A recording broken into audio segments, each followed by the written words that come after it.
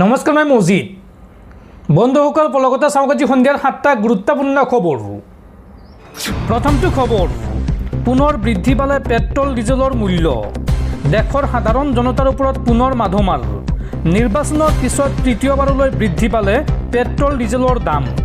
লগতে এইবাৰ বাঢ়িল চিএনজিৰ মূল্যও।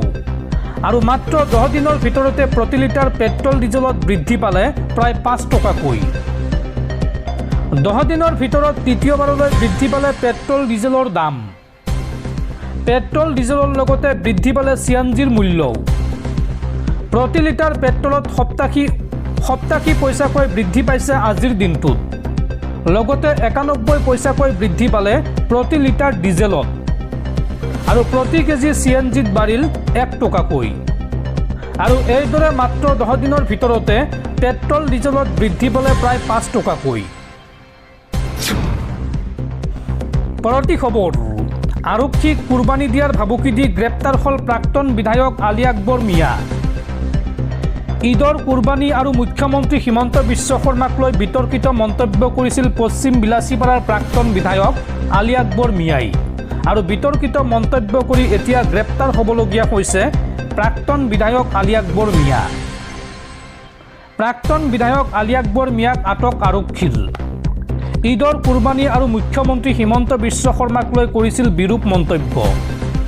আৰু মন্তব্য কৰাৰ প্ৰায় 2 ঘণ্টাৰ পিছতে আৰক্ষীয়ে ঘৰ ঘেৰাও কৰি আটক কৰে আলী আকবৰ মিয়াক। পশ্চিম বিলাচীপাৰাৰ প্ৰাক্তন বিধায়ক আছিল আলী আকবৰ মিয়া।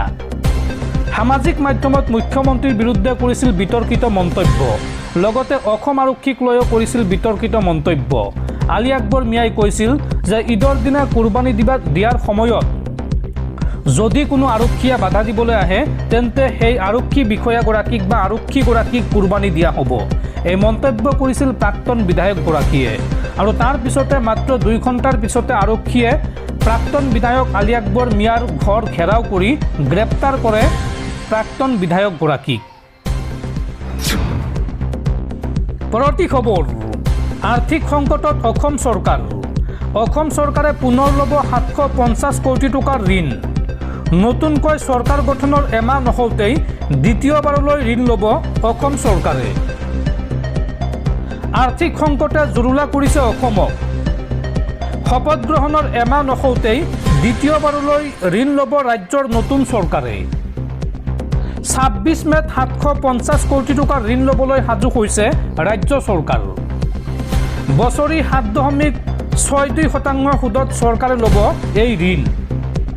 আৰু ইতিমধ্যে এই ঋণৰ বাবে প্ৰয়োজনীয় জাননী জাৰি কৰিছে ৰাজ্যৰ বিত্ত বিভাগে। উল্লেখযোগ্য যে বিগত 12 মে'ত নৱনিৰ্বাচিত চৰকাৰৰ শপত গ্ৰহণৰ দিনাও 1000 কোটি টকাৰ ঋণ লৈছিল অসম চৰকাৰে। বছৰি 7.22% সুদত চৰকাৰে লৈছিল এই 1000 কোটি টকাৰ ঋণ। ইফালে চলিত বৰ্ষত বৰ্তমানলৈকে 11,800 কোটি টকাৰ ঋণ ল'লে অসম চৰকাৰে। আৰু বিগত 5 বছৰত ৰাজ্যৰ NDA চৰকাৰে লোৱা ঋণৰ পৰিমাণে অতিক্ৰম কৰিছে 2 লাখ কোটিৰ ঘৰ। দৰ্শকসকল, আৰু বহুতো গুৰুত্বপূৰ্ণ খবৰ আছে। তাৰ আগতে আপোনাক জনাওঁ যে যদি আপুনি এতিয়ালৈকে এইটো ভিডিঅ'ত লাইক কৰা নাই তেন্তে এতিয়াই ভিডিঅ'টোত লাইক কৰি দিয়ক। আৰু এনেকুৱা ধৰণৰ ভিডিঅ' মই নিতৌ চাবলৈ চেনেলটো ছাবস্ক্ৰাইব কৰি কাষত থকা বেল আইকনটো প্ৰেছ কৰি ৰাখক। পৰৱৰ্তী খবৰ, ৰাজ্যত পুনৰ ভয়ংকৰ পথ দুৰ্ঘটনা। এইবাৰ 900 বাছ দুৰ্ঘটনাত থিতাতে মৃত্যু হৈছে মাজুলীৰ দীপজ্যোতি বৰা নামৰ এগৰাকী যুৱকৰ। গুৱাহাটীৰ পৰা মাজুলী অভিমুখে গৈ আছিল যাত্ৰা নামৰ বাছখন। আৰু এই ভয়ংকৰ পথ দুৰ্ঘটনাত দীপজ্যোতি বৰাৰ মৃত্যু হোৱাৰ লগতে আহত হৈছে প্ৰায় 40 গৰাকী যাত্ৰী। পৰৱৰ্তী খবৰ, অত্যাৱশ্যকীয় সামগ্ৰীৰ পিছত এইবাৰ দেশত বৃদ্ধি পালে জীৱনদায়িনী ঔষধৰ মূল্য। দৰবৰ বজাৰত 23% পৰ্যন্ত বৃদ্ধি পালে ঔষধৰ দাম। ৰোগীৰ মাজত হাহাকাৰ পৰিৱেশৰ সৃষ্টি। পৰৱৰ্তী খবৰ, শেষ হ'ল কক্ৰজ জনতা পাৰ্টিৰ ইনষ্টাগ্ৰাম একাউণ্ট। প্ৰতিষ্ঠাপক অভিজিৎ দীপকেৰ ব্যক্তিগত ইনষ্টাগ্ৰাম একাউণ্ট শেষ হোৱাৰ কথা সদৰি অভিজিৎ দীপকেৰ। উক্ত একাউণ্টেৰে এতিয়া কৰা যিকোনো পষ্টক CJP অৰ্থাৎ কক্ৰজ জনতা পাৰ্টিৰ আনুষ্ঠানিক বক্তব্য বুলি গণ্য নকৰিবলৈ আহ্বান অভিজিৎ দীপকেৰ। পৰৱৰ্তী খবৰ, অসমৰ বিভিন্ন ঠাইৰ ঈদগাহ তথা কবৰস্থান সমিতিসমূহে সমাগত ঈদত গৰু কুৰবানী পৰিহাৰ কৰা সিদ্ধান্তক মুখ্যমন্ত্ৰী হিমন্ত বিশ্ব শৰ্মাৰ প্ৰশংসা। মুখ্যমন্ত্ৰী হিমন্ত বিশ্ব শৰ্মাই এই সন্দৰ্ভত কয় যে কিছু ঠাইৰ ঈদগাহ তথা কবৰস্থান সমিতিসমূহে সমাগত ঈদৰ সময়ত গৰু কুৰবানী পৰিহাৰ কৰিবলৈ জনোৱা আহ্বান অসমৰ সামাজিক সম্প্ৰীতিৰ এক ইতিবাচক আৰু প্ৰশংসনীয় উদাহৰণ। পৰৱৰ্তী খবৰ, বিদেশী বুলি বাংলাদেশলৈ প্ৰেৰণ কৰা কিছু লোকক ঘূৰাই অনা হ'ব ভাৰতলৈ। উচ্চতম ন্যায়ালয়ক এই কথা জনালে কেন্দ্ৰীয় চৰকাৰে। বিদেশী বুলি বাংলাদেশলৈ প্ৰেৰণ কৰা কিছু লোকক ঘূৰাই অনা হ'ব ভাৰতলৈ। উচ্চতম ন্যায়ালয়ক এই কথা জনালে কেন্দ্ৰীয় চৰকাৰে। ঘূৰাই অনা লোকসকলে প্ৰমাণ কৰিব লাগিব ভাৰতীয় নাগৰিকত্ব।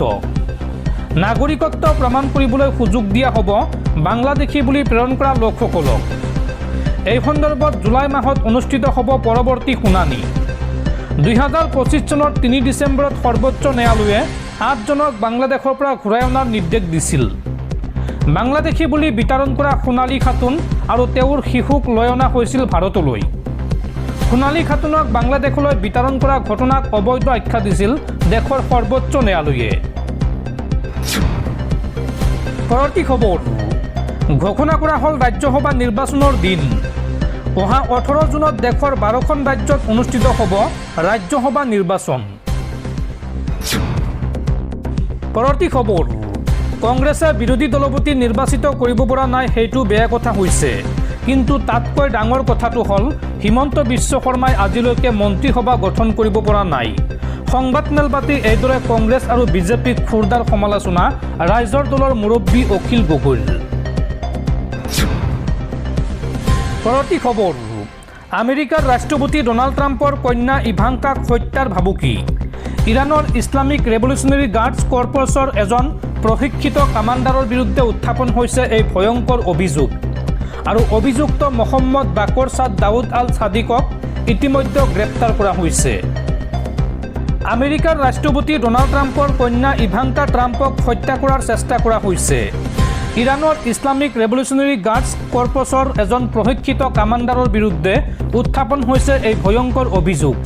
অভিযুক্ত মহম্মদ বাকৰ ছাদ দাউদ আল ছাদিক ইতিমধ্যে গ্ৰেপ্তাৰ কৰা হৈছে। ইফালে আমেৰিকাৰ সংবাদ মাধ্যমত প্ৰকাশিত বাতৰি অনুসৰি আল ছাদিকৰ পৰা ইভাংকা ট্ৰাম্পৰ ফ্লৰিডাৰ ঘৰৰ মানচিত্ৰ পোৱা গৈছে।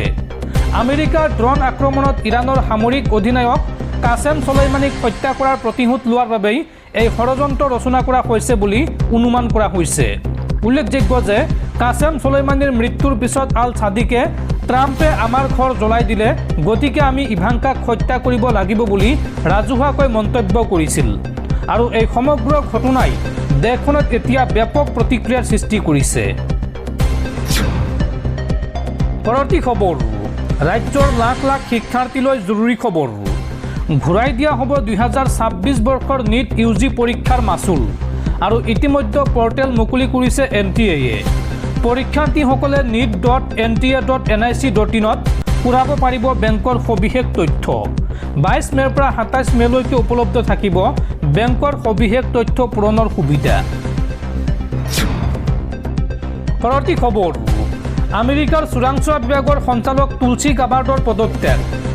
অসুস্থ স্বামীক শুশ্ৰূষা কৰিবলৈ এৰিলে দেশৰ অন্যতম সৰ্বোচ্চ চাকৰি। মাৰ্কিন যুক্তৰাষ্ট্ৰৰ ৰাষ্ট্ৰীয় চোৰাংচোৱা বিভাগৰ সঞ্চালকৰ পদত্যাগ তুলসী গাবাৰ্ডৰ। বিৰল কৰ্কট ৰোগত আক্ৰান্ত স্বামী উইলিয়াম আব্ৰাহামক চোৱা চিতা কৰিবলৈ এই সিদ্ধান্ত তুলসী গাবাৰ্ডৰ।